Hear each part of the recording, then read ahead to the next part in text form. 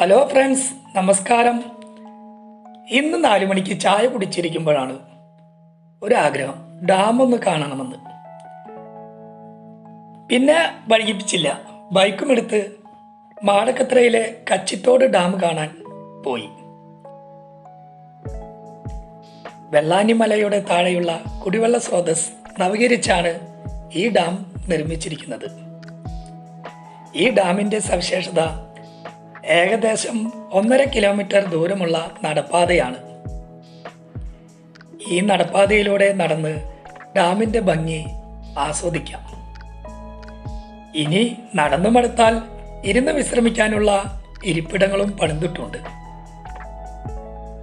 പിന്നെ വ്യൂ പോയിന്റുകളും ഉണ്ട് കേട്ടോ. മൊത്തത്തിൽ നല്ല കാണാൻ ഭംഗിയുള്ള ചെറിയൊരു ഡാം.